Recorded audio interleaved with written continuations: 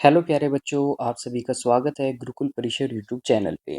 बच्चों, आज हम पढ़ने जा रहे हैं class 10th ICSE board bio का चैप्टर नंबर 8 एक्सक्रीटरी सिस्टम को। और जो यहाँ पे हमने बुक ली है वो हमारी सेलिना की बुक है। उससे हम थ्योरी पोर्शन को यहाँ पे स्टडी करेंगे। साथ ही साथ जो भी आपको क्वेश्चंस मिलते हैं बुक के अंदर उनको हम सॉल्व करेंगे, उनकी हम प्रैक्टिस करेंगे।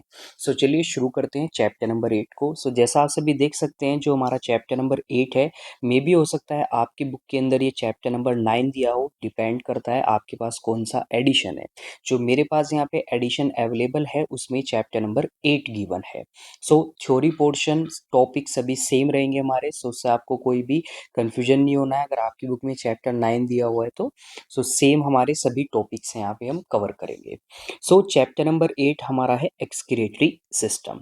अब इस चैप्टर के अंदर बेसिकली हमें पढ़ना क्या है, तो हमें हमारे एक्सक्रीटरी सिस्टम के बारे में पढ़ना है।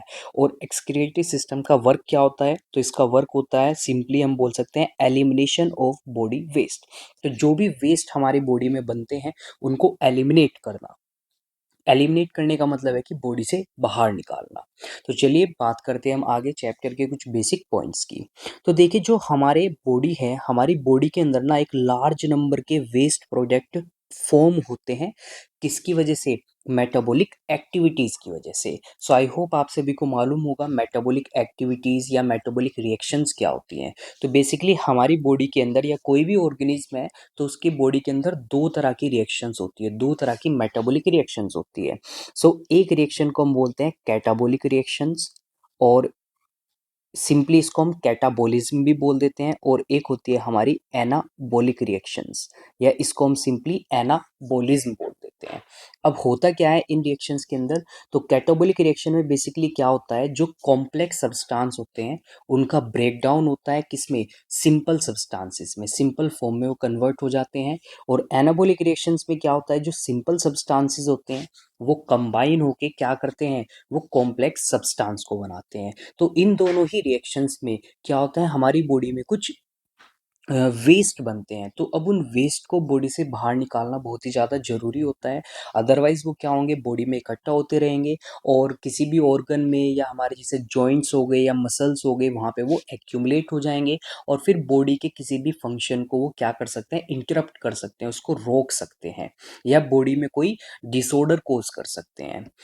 अब जैसे यहाँ पे कुछ एग्जाम्पल्स की हम बात करते हैं, तो जैसे कि क्या होता है, लार्ज अमाउंट में क्या होता है, हमारी बॉडी में CO2 और H2O प्रोड्यूस होते हैं। किसकी वजह से? जब कार्बोहाइड्रेट्स का, फैट्स का, प्रोटीन्स का इनका मेटाबॉलिज्म होता है, यानी कि इनका ब्रेकडाउन होता है, तो ये क्या बनते हैं, हमारे ये दो वेस्ट मटेरियल बनते हैं। अब कुछ हमारी बॉडी में नाइट्रोजिनस वेस्ट भी बनते हैं, जैसे कि अमोनिया हो गया, यूरिया, यूरिक एसिड एक्सेट्रा। तो ये सब कब बनते हैं हमारे? जब हमारी बॉडी में प्रोटीन्स का या कोई दूसरे नाइट्रोजिनस कंपाउंड्स का, कॉम्प्लेक्स नाइट्रोजिनस कंपाउंड्स का क्या होता है, ब्रेकडाउन होता है। और ये जो नाइट्रोजिनस प्रोडक्ट्स है ना, ये टॉक्सिक या हार्मफुल हो जाते हैं अगर ये हमारी बॉडी में ऐसे ही क्या रहेंगे, रिटेन्ड रहेंगे, यानी कि ऐसी बॉडी में इकट्ठा होते रहेंगे। और इसी वजह से इनको क्या करना, उनको बॉडी से बाहर निकालना किसके थ्रू, एक्सक्रीटरी सिस्टम के थ्रू, बहुत ही ज़्यादा जरूरी होता है। तो ये एक बेसिक सा इस चैप्टर का हमारा क्या है, ओवरव्यू है। तो इन सभी चीज़ों को हमें यहाँ पे डिटेल में स्टडी करना है। तो सबसे पहले हम बात करते हैं एक्सक्रीशन की। एक्सक्रीशन की प्रोसेस होती क्या है? तो बेसिकली एक्सक्रीशन, ये जो वर्ड है हमारा, ये दो वर्ड से मिलके बना हुआ है। एक होता है एक्स, एक्स का मतलब होता है आउट, बाहर की तरफ, और क्रीट का मतलब होता है फ्लो, यानी कि बाहर की तरफ फ्लो होना। तो इसको हम क्या बोलते हैं, एक्सक्रीशन बोलते हैं। अब डेफिनेशन पे आते हैं, इसकी डेफिनेशन क्या होती है। Process of removal of chemical waste, mainly nitrogenous, from the body is known as excretion. Body से बाहर निकलना केमिकल वेस्ट का, और मेनली किस तरह के वेस्ट का, जो नाइट्रोजिनस वेस्ट, यानी कि नाइट्रोजन के जो कंपाउंड्स होते हैं। इस प्रोसेस को हम क्या बोलते हैं, एक्सक्रीशन बोलते हैं। अब जो एक्सक्रीशन है ना, ये बहुत ही इंपॉर्टेंट रोल प्ले करता है, किसमें? हमारी बॉडी के होमोस्टैटिक कंडीशन को मेंटेन करने में। अब ये होमोस्टैटिक कंडीशन क्या होती है? तो इसका मतलब होता है एक स्टेडी स्टेट, यानी कि एक नॉर्मल स्टेट में हमारी बॉडी को रखना। जैसा आपने पढ़ा होगा केमिस्ट्री के अंदर, सो जो हमारा जैसे एसिड बेस होते हैं हमारा, तो जो पीएच होती है बेसिकली, तो कुछ जगह पे हमारी बॉडी के अंदर भी एक ऑप्टिमम पीएच की रिक्वायरमेंट होती है। अगर वो पीएच कम हो गई या ज़्यादा हो गई तो वो क्या कर सकती है? बॉडी के फंक्शंस को, प्रोसेसेस को इंटरप्ट कर सकती है। तो एक्सक्रीशन से हम क्या कर सकते हैं? एक तरह से हम बोल सकते हैं कि हम बॉडी के पीएच को मेंटेन करके रखते हैं, या पूरी बॉडी को, सभी बॉडी ऑर्गन्स को एक स्टेडी स्टेट में रखते हैं, एक नॉर्मल एक कंडीशन में उनको रखते हैं। अब बात करते हैं ऑर्गन्स की। तो अब जो एक्सक्रीशन का वर्क है ना, इसमें कुछ ऑर्गन्स इन्वॉल्व होती हैं। So organs which are concerned with the formation, storage and elimination of urine constitute the excretory system. तो हमारी बॉडी की क्या है? बहुत सारी ऑर्गन्स हैं, या कुछ ऑर्गन्स हम बोल सकते हैं जो वेस्ट को फॉर्म करने में हेल्प करती है, उनको स्टोर भी करती है कुछ टाइम के लिए, और फिर उनको बॉडी से बाहर एलिमिनेट कर देती है। तो वो सभी ऑर्गन्स मिलके क्या बनाती है? हमारा एक्सक्रीटरी सिस्टम बनाती है। और बेसिकली अगर मैं बात करता हूँ ह्यूमन बीइंग्स की, तो हमारे अंदर जो वेस्ट होता है उसको हम बोलते हैं यूरिन। अब यहाँ पे एक नीचे बॉक्स में आपको कुछ कंटेंट दिया हुआ है। यहाँ पे मैं बोला है कि एक्सक्रीटरी सिस्टम बोले इसको, या फिर यूरिनरी सिस्टम बोले, क्योंकि यूरिन बना रहा है तो यानी कि यूरिनरी सिस्टम भी हम बोल सकते हैं इसको। तो यहाँ पे आपको कंफ्यूजन नहीं होना चाहिए बेसिकली।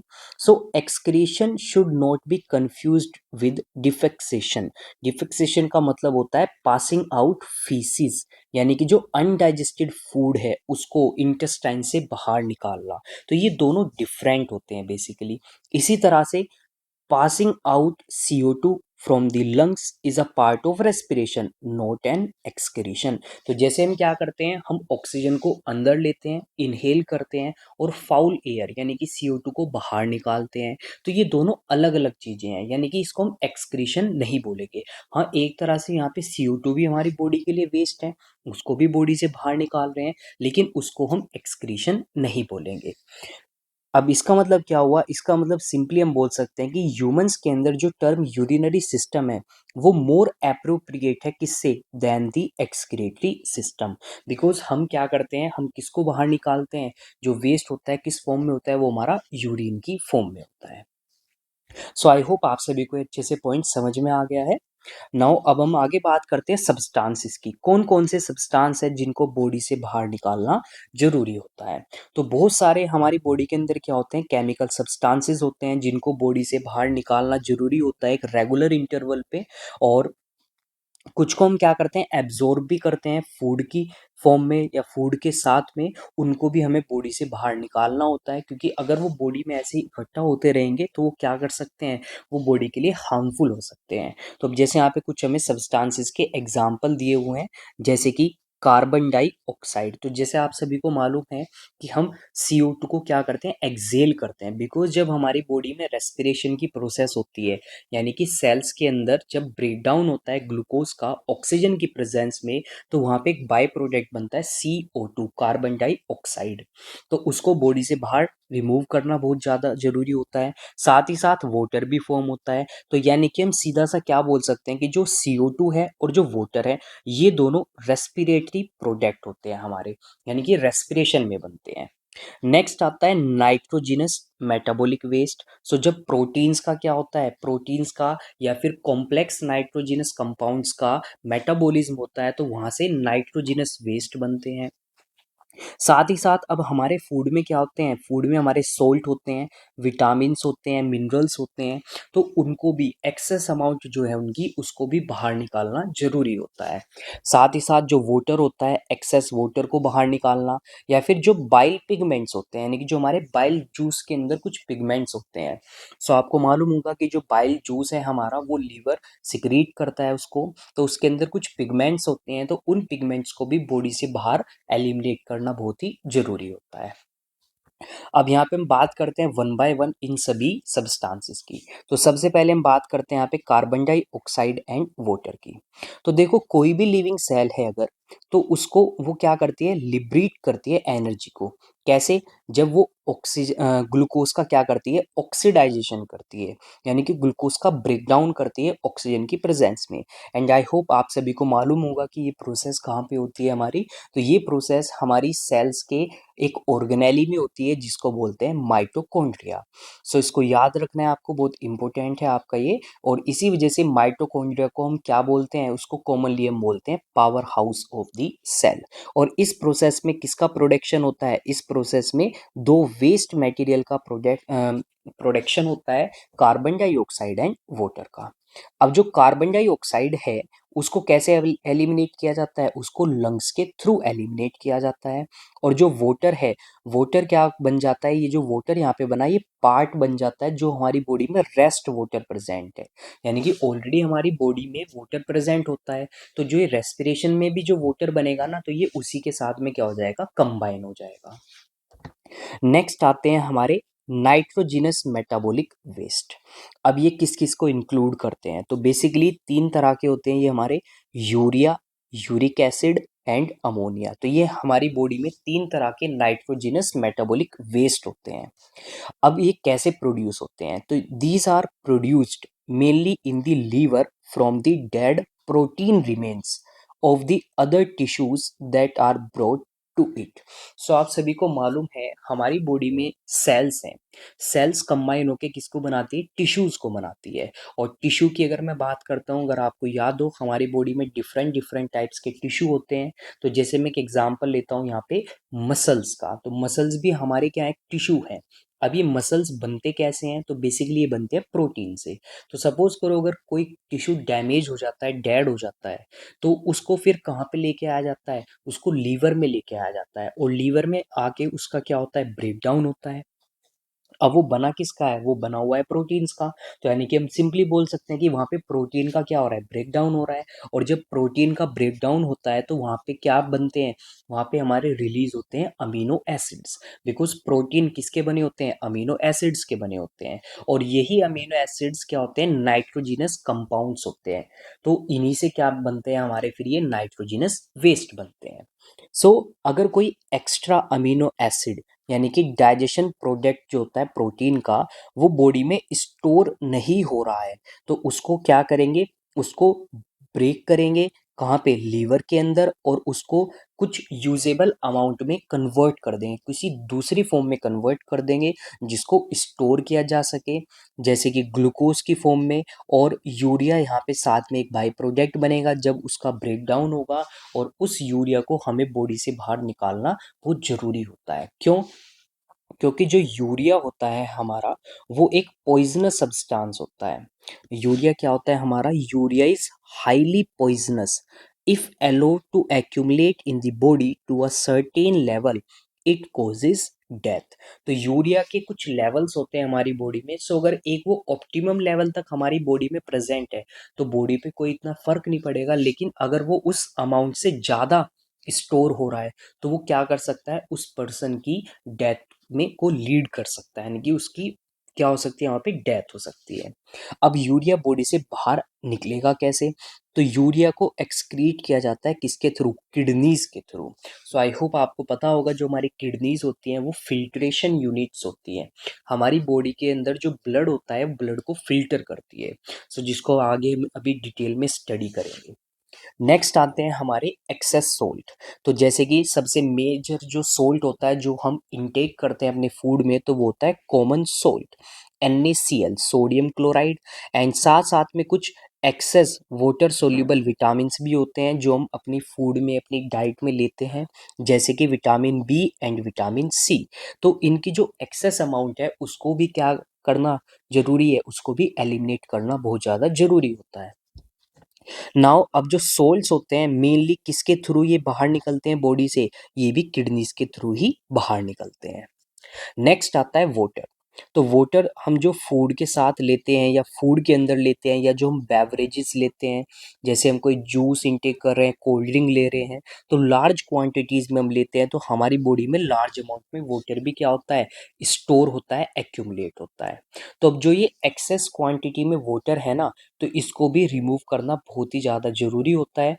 लेकिन साथ साथ में इसका बहुत ही इंपॉर्टेंट एक रोल भी होता है, क्योंकि ये क्या करता है, हम सिंपली वाटर को बाहर नहीं निकालेंगे, बेसिकली जो बाकी के वेस्ट मटेरियल्स हैं हमारी बॉडी में, तो ये सब क्या हो जाएंगे, ये इस वाटर के अंदर डिसॉल्व हो जाएंगे, और डिसॉल्व फॉर्म में ये वाटर के साथ कहाँ पे निकल जाएंगे, ये बाहर निकल जाएंगे वहां से। तो इस तरह से क्या होता है, वाटर का एलिमिनेशन होता है बॉडी से। नाउ नेक्स्ट आता है हमारे बाइल पिगमेंट्स। तो जैसे कि आपको मैंने स्टार्टिंग में बताया कि जो बाइल पिगमेंट्स है इनको कौन प्रोड्यूस करता है, लीवर प्रोड्यूस करता है। और इसके अंदर सबसे मेन जो बाइल पिगमेंट होता है वो क्या होता है हमारा, वो येलो कलर का बिलीरुबिन होता है। तो बिलीरुबिन क्या है, ये एक हमारा बाइल पिगमेंट है। अब ये बनता कैसे है, तो ये बनता है जब ब्रेक डाउन होता है किसका, हीमोग्लोबिन का। किसमें से, डेड आरबीसीज में से। सो आई होप आपको मालूम होगा, जो हमारी आरबीसीज होती हैं, रेड ब्लड सेल्स या रेड ब्लड कॉर्पसल्स हम बोल सकते हैं, तो इनके अंदर क्या होता है, एक पिगमेंट प्रेजेंट होता है, रेस्पिरेटरी पिगमेंट, जिसको हम बोलते हैं हीमोग्लोबिन। तो जब कभी भी कोई आरबीसी हमारी डेड हो जाती है, तो उसको क्या किया जाता है, फिर उसका ब्रेकडाउन होता है लीवर के अंदर, और उसके अंदर जो हीमोग्लोबिन है फिर उसका भी ब्रेकडाउन होता है। तो वहीं से ये पिगमेंट हमारा क्या होता है, फॉर्म होता है। तो जो लीवर सेल्स है ना, वो एक्सट्रैक्ट करती है इसको कहाँ से, सर्कुलेशन से, और सिक्रीट करती है उसको कहाँ पे, बाइल जूस के अंदर। जो बाइल जूस कहाँ पे जाके सिक्रीट होता है हमारा, ड्यूडेनम में सिक्रीट होता है, किसके थ्रू, कॉमन बाइल डक्ट के थ्रू।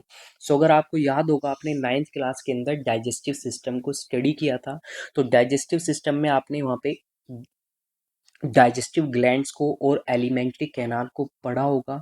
तो आपने वहाँ पे पढ़ा होगा कि जो हमारी क्या होती है, स्मॉल इंटेस्टाइन होती है, स्मॉल इंटेस्टाइन का जो फर्स्ट पार्ट होता है हमारा ड्यूडेनम। तो ड्यूडेनम में आके क्या रिसीव होता है हमारा, बाइल जूस रिसीव होता है कहाँ से, गोल ब्लेडर से। किसके थ्रू, एक कॉमन बाइल डक्ट के थ्रू। तो यहाँ पे जब ये बाइल जूस आएगा ना, तो इस बाइल जूस के साथ साथ में क्या आते हैं, बाइल पिगमेंट्स भी आते हैं। अब इन पिगमेंट्स को मॉडिफाई किया जाता है इंटेस्टाइन में, और किस में कन्वर्ट कर दिया जाता है, फीसिस में कन्वर्ट कर दिया जाता है with their yellowish brown colour. और फिर इनको क्या होता है, कुछ पिगमेंट्स को एक्सक्रीट किया जाता है यूरिन के थ्रू भी। सो आई होप आप सभी को अच्छे से समझ में आ गया है बाइल पिगमेंट्स क्या होते हैं, कैसे प्रोड्यूस होते हैं, और कैसे इनको बॉडी से बाहर रिमूव किया जाता है। अब यहाँ पे हमारे पास एक और डेफिनेशन आ जाती है एक्सक्रीशन की। तो सिंपली हम बोल सकते हैं, जो एक्सक्रीशन है ना, ये रिमूवल है all harmful and unwanted products का from the body, specially the nitrogenous waste. जो हमारी बॉडी में अगर कोई भी हार्मफुल सब्सटेंस है, या अनवांटेड, अनवांटेड का मतलब है कि जिसकी बॉडी में ज़रूरत नहीं है, तो उन सभी को बॉडी से बाहर निकालना। और स्पेशली क्या होंगे इसके अंदर इंक्लूड, जो नाइट्रोजिनस वेस्ट है, तो इसी प्रोसेस को हम क्या बोलते हैं, एक्सक्रीशन बोलते हैं। सो आई होप आप सभी को अच्छे से क्लियर हो गया है यहाँ तक। अब हम बात करते हैं नेक्स्ट, जो हमारी एक्सक्रीटरी ऑर्गन्स होती हैं। तो हमारी बॉडी के अंदर 3 मेन एक्सक्रीटरी ऑर्गन्स होती हैं। सबसे पहली आती है किडनीज। सो अगर हम बात करें अपनी ह्यूमन बीइंग्स की, या हम बात करते हैं मैमल्स की, बिकॉज हम किसके अंदर आते हैं, हम मैमल्स के अंदर आते हैं, हम मैमल्स हैं, तो सभी मैमल्स में कॉमन होता है। तो किडनीज जो है ना, वो प्राइमरी एक्सक्रीटरी ऑर्गन्स होती हैं, जो क्या करती हैं, एक्सक्रीटरी प्रोडक्ट को, चीफली जो क्या होता है, यूरिया होता है, उसको यूरिन की फॉर्म में बॉडी से बाहर क्या करती है, थ्रो करती है, एलिमिनेट करती है। नेक्स्ट आते हैं स्वेट ग्लैंड्स। तो स्वेट ग्लैंड्स क्या होते हैं, इनके थ्रू किसका एक्सक्रीशन होता है, इनके थ्रू एक्सक्रीशन होता है हमारा जो वेस्ट होता है, लिक्विड फॉर्म में जो वेस्ट होता है हमारा, सम कुछ नाइट्रोजिनस वेस्ट होते हैं। और बेसिकली इसका एक और वर्क होता है कि बॉडी को एक कूलिंग इफेक्ट प्रोवाइड करते हैं। बिकॉज जब हमारी स्किन में, बेसिकली स्किन में हमारे क्या होते हैं, स्वेट ग्लैंड्स होते हैं। तो आपने देखा होगा जब कभी भी क्या होता है, हॉट वेदर होता है, गर्म सीजन होता है हमारा, या टेम्परेचर बहुत ज़्यादा होता है, तो उस टाइम पे क्या होता है, हमारी स्किन से स्वेट निकलता है इन स्वेट ग्लैंड्स के थ्रू, और ये लिक्विड फॉर्म में होता है। तो इसकी वजह से क्या होता है, जब ये स्वेट इवेपोरेट होता है हमारी स्किन से, तो ये हमें कैसा फील कराता है, ये हमें कूलिंग इफेक्ट प्रोवाइड करता है। सो ट्रूली हम यहाँ पे क्या बोल सकते हैं कि जो स्वेट ग्लैंड्स है ना वो पास आउट स्वेट करते हैं कब, जब रिक्वायरमेंट होती है कूलिंग की। सो ट्रूली हम बोल सकते हैं कि ये कोई एक्सक्रीटरी ऑर्गन नहीं है, लेकिन मतलब कि एक रेगुलर वे में कभी भी एक्सक्रीशन का वर्क नहीं करती है, सिर्फ जब कभी भी हमें रिक्वायरमेंट होती है कूलिंग इफेक्ट की तभी ये अपना वर्क करती है। यानी कि सिंपल सी बात है, इनका जो वर्क होता है ना वो थर्मो रेगुलेशन का वर्क होता है, हमारी बॉडी के टेम्परेचर को मेंटेन करने का वर्क होता है। नाउ नेक्स्ट आते हैं हमारे लंग्स। तो जो लंग्स है हमारे, उनका क्या वर्क होता है, तो जैसा हमने स्टार्टिंग में पढ़ा, तो लंग्स किसको एक्सक्रीट करते हैं, ये कार्बन डाइऑक्साइड को एक्सक्रीट करते हैं, यानी कि ये बाहर एक्सेल करते हैं। सो ये हमारा क्या होता है, वर्क होता है लंग्स का। सो आई होप आप सभी को तीनों ये एक्सक्रीटरी ऑर्गन्स अच्छे से समझ में आ गई है। अब हमारे पास यहाँ पे कुछ क्वेश्चंस हमें गिवन है यहाँ पे प्रोग्रेसिव चेक की फॉर्म में, तो चलिए इन क्वेश्चंस को देखते हैं। तो फर्स्ट क्वेश्चन में हमें यहाँ पे क्या दिया हुआ है कि हमारे पास कुछ सब्सटेंसेस गिवन है, एक लिस्ट गिवन है, और हमें इन सब्सटेंसेस में से सिलेक्ट करना है उन सब्सटेंसेस को जिनकी क्या होती है, हमें नीड होती है बॉडी से बाहर एक्सक्रीट करने की। सो चलिए देखते हैं हमारे पास कौन कौन से सब्सटेंसेस हैं। तो हमारे पास ग्लूकोज है, एक्सेस वाटर है, अमीनो एसिड्स हैं, यूरिया है, कार्बन डाइऑक्साइड है, एक्सेस कॉमन सोल्ट है, ग्लाइकोजन है और यूरिक एसिड है। तो ये हमारे पास यहाँ पे सब्सटेंसेस गिवन है। अब हमें इनमें से सिलेक्ट करना है कि कौन कौन से सब्सटेंसेस को बॉडी से बाहर एलिमिनेट करना सबसे ज़्यादा जरूरी होता है। तो सबसे पहला हम बात करते हैं ग्लूकोज की। तो देखिए ग्लूकोज आपको मालूम है बहुत ही इम्पोर्टेंट एक सब्सटेंस होता है, एक न्यूट्रिएंट होता है, क्योंकि ग्लूकोज हमको डायरेक्ट क्या प्रोवाइड करता है, एनर्जी प्रोवाइड करता है। तो यानी कि ग्लूकोज को तो हम बॉडी से बाहर रिमूव नहीं करेंगे, सो ग्लूकोज हमारा यहाँ पे नहीं होगा। नेक्स्ट आता है एक्सेस वाटर। तो देखिए अगर यहाँ पे सिंपली वाटर लिखा होता तो फिर हम उसको सिलेक्ट नहीं करते, लेकिन यहाँ पे हमारा क्या गिवन है, एक्सेस वाटर गिवन है। तो एक्सेस वाटर को हम बॉडी से बाहर क्या करते हैं, रिमूव करते हैं।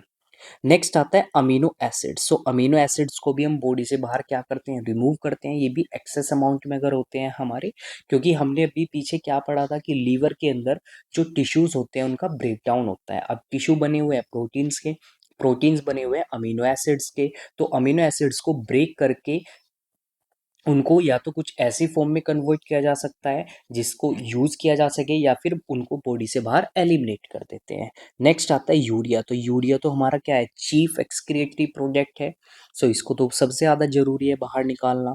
Next CO2 carbon dioxide, excess common salt, तो इनको भी बॉडी से बाहर हम क्या करते हैं, एलिमिनेट करते हैं। नेक्स्ट आता है ग्लाइकोजन। सो आई होप आपको मालूम होगा कि ग्लाइकोजन होता क्या है। अगर नहीं मालूम है तो मैं आपको बता रहा हूँ यहाँ पे। तो जो ग्लाइकोजन होता है ना हमारा, ये ग्लाइकोजन होता है स्टोर्ड फूड। सो ये होता है स्टोर्ड फूड इन एनिमल्स। तो जब हम क्या करते हैं, हमारी बॉडी के अंदर एक्स्ट्रा अमाउंट में फूड होता है, यानी कि ग्लूकोज होता है, तो हमारी बॉडी क्या करती है, उस ग्लूकोज को किसकी हेल्प से, एक हार्मोन की हेल्प से जिसको हम बोलते हैं इंसुलिन, इंसुलिन की हेल्प से उसको किस में कन्वर्ट कर देती है, ग्लूकोज को ग्लाइकोजन में कन्वर्ट कर देती है, और फिर ये क्या होता है, हमारी बॉडी में स्टोर हो जाता है। तो यानी कि ये तो स्टोर्ड फूड है हमारी बॉडी का, तो इसको तो हम एलिमिनेट नहीं करेंगे। नेक्स्ट आता है यूरिक एसिड। तो यूरिक एसिड को भी हम क्या करते हैं, बॉडी से बाहर एलिमिनेट करते हैं। तो ये हमारे क्या है, ये हमारे वो सब सब्सटेंसेस होंगे जिनको हम बॉडी से बाहर एलिमिनेट करते हैं। तो आई होप आप सभी को क्वेश्चन अच्छे से क्लियर हो गया है।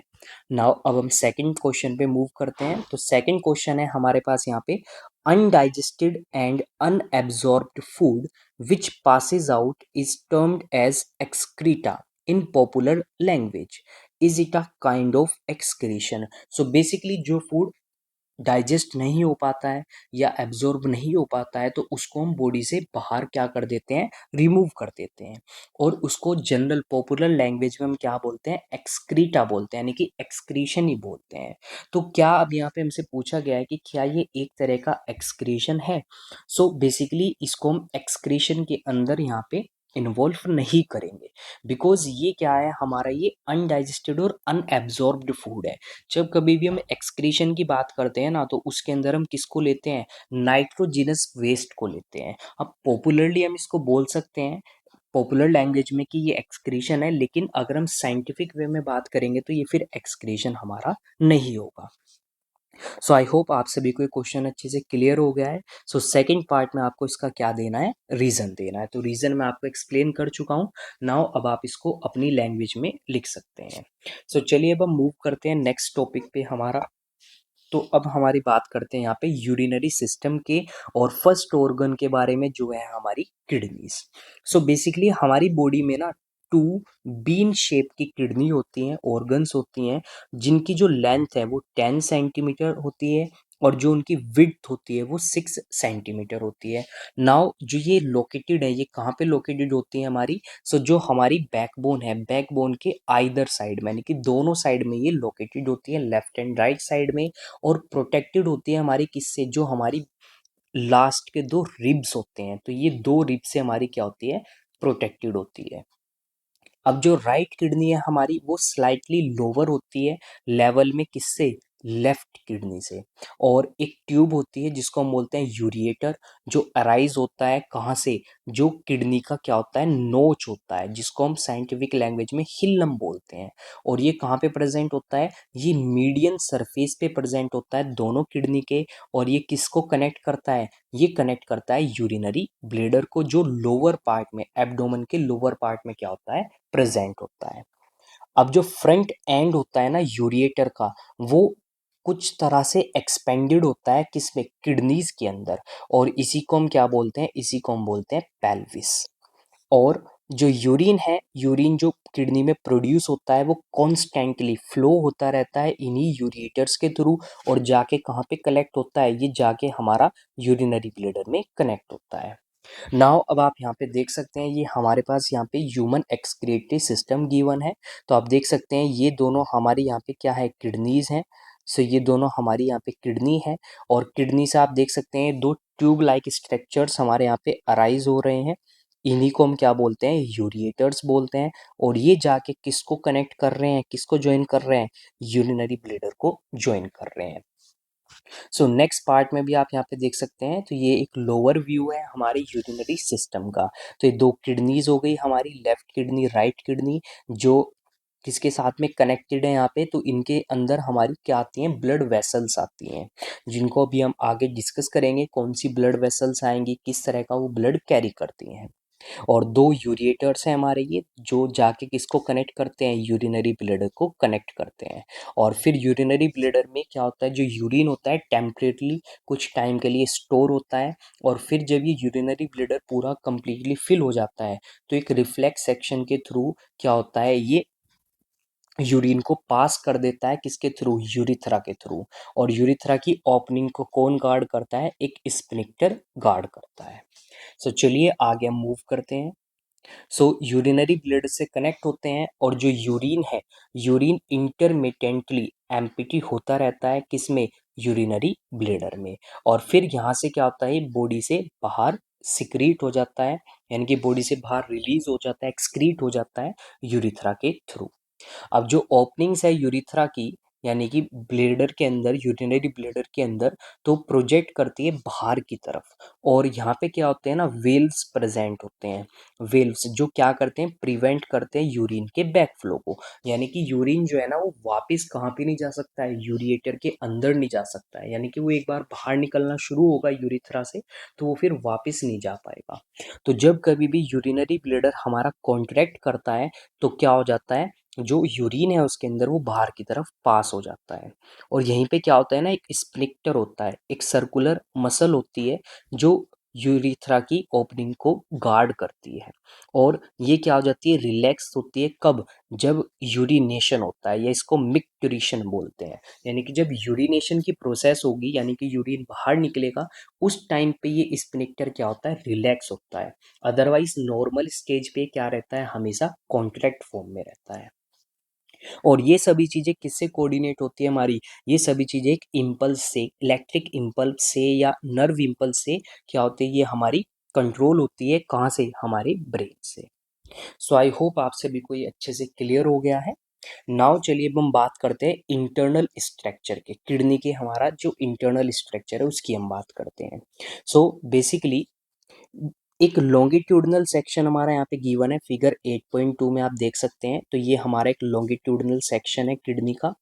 और यहाँ पे आप देख सकते हैं दो रीजन्स आपको दिख रहे होंगे। फर्स्ट रीजन है हमारा एक आउटर डार्क रीजन जिसको हम बोलते हैं कोर्टेक्स, और एक हमारा इनर लाइटर रीजन है जिसको हम बोल सकते हैं मेडुला। सो जैसा आप यहाँ पे देख सकते हैं, तो ये जो रीजन है हमारा, जिसको मैं भी यहाँ पे मार्क कर रहा हूँ, तो ये रीजन है हमारा कौन सा, ये आउटर रीजन है, आउटर डार्क रीजन है जिसको हम बोलते हैं कोर्टेक्स। और मेडुलर रीजन आप देख सकते हैं, तो ये हमारा यहाँ पे मेडुलर रीजन है जिसको मैं ग्रीन कलर से मार्क कर रहा हूँ। तो ये इनर रीजन है, इसको हम बोलते हैं लाइट रीजन। तो बेसिकली दो रीजन्स होते हैं हमारे किडनी के अंदर, एक हो गया हमारा इनर लाइटर रीजन जिसको मेडुला बोलते हैं, और एक हो गया हमारा आउटर डार्क रीजन जिसको हम कोर्टेक्स बोलते हैं। अब जो हमारा मेडुला है, मेडुला कंपोज्ड होता है फाइनली स्ट्रिप्ड सब्सटेंस से, जो अरेंज्ड होते हैं कुछ कॉनिकल पिरामिड्स की फॉर्म में। तो जैसा आप देख सकते हैं यहाँ पे ब्लैक कलर के थ्रेड्स आपको यहाँ पे दिख रहे होंगे, स्ट्रक्चर्स दिख रहे होंगे, फाइबर्स। तो ये आप देख सकते हैं पिरामिड्स की फॉर्म में अरेंज होते हैं हमारे। और जो एपेक्स होता है ईच किडनी का, यानी कि जो पैपिलिया होती है, तो पैपिलिया आप देख सकते हैं कहाँ पे मार्क है हमारी, तो ये जो पैपिलिया होती है, ये जो पोर्शन है यहाँ पे, तो आप देख सकते हैं इसको हम पैपिलिया बोलते हैं। तो ये प्रोजेक्ट करती है किसकी तरफ को, पेल्विस की तरफ को। तो पेल्विस हमारा ये पोर्शन हो गया, तो आप देख सकते हैं कि ये इसकी तरफ को प्रोजेक्ट कर रही है। अब जो किडनी होती है ना, किडनी किससे कंपोज्ड होती है, बहुत सारे एनॉर्मस नंबर के मिनट लोब्यूल से अरेंज्ड होती है, उसके अंदर प्रेजेंट होते हैं, जिनको हम बोलते हैं यूरिनीफेरस ट्यूब्यूल्स, या फिर नेफ्रॉन भी हम बोल सकते हैं उनको, या रेनल ट्यूब्यूल भी बोल सकते हैं, या सिंपली हम उनको किडनी ट्यूब्यूल्स बोल सकते हैं। और इन्हीं को हम क्या बोलते हैं, इन्हीं को बोलते हैं हम कि ये क्या है हमारे, ये किडनी के हमारे structural as well as functional units होती हैं। यानी कि जो भी किडनी वर्क करती है, जो भी वर्क हम किडनी से कराते हैं या हमारी बॉडी में करती है, बेसिकली वो सब वर्क कौन करता है, वो सब वर्क करते हैं यही हमारे नेफ्रॉन्स या यूरिनीफेरस ट्यूब्यूल्स। इसी वजह से इनको हम क्या बोलते हैं, structural as well as functional unit of kidney. Kidney इन्हीं से मिलके बनती है। जैसा आप सभी ने पढ़ा है कि जो सेल होती है, सेल हमारी स्ट्रक्चरल और फंक्शनल यूनिट होती है लाइफ की। तो किसी भी ऑर्गेनिज्म की बॉडी में जो भी वो वर्क करता है, बेसिकली वो सब वर्क किसके आउटपुट होते हैं, सेल्स के आउटपुट होते हैं। इसी तरह से किडनी के अंदर भी जो भी वर्क हो रहा है, जो भी प्रोसेस हो रही है, वो किसका आउटपुट है, वो नेफ्रॉन्स का ही आउटपुट होता है। तो नेफ्रॉन्स हम बोल सकते हैं एक तरह की सेल ही होती है, स्पेशलाइज्ड सेल होती है। सो आई होप आप सभी को अच्छे से क्लियर हो गया है। सो आज के हम क्लास में इतना ही यहाँ पे टॉपिक्स कवर करते हैं। सो आई होप आपको ये सभी टॉपिक्स अच्छे से क्लियर हो गए हैं। सो नेक्स्ट क्लास में हम स्टार्ट करेंगे जो किडनी के ट्यूब्यूल्स हैं, यानी कि नेफ्रॉन्स है, उनके स्ट्रक्चर को हम स्टडी करेंगे। सो प्यारे बच्चों, सो इस लेक्चर को प्लीज़ अपने फ्रेंड्स के साथ शेयर करो, चैनल को सब्सक्राइब करो, लेक्चर को लाइक करो, और प्लीज़ कमेंट करो जो भी आपको अच्छे से क्लियर हो चुके हैं टॉपिक को। So thank you students for watching this lecture. So next class में हम मिलते हैं, जहाँ पे हम शुरू करेंगे अपना next topic, structure of kidney tubule.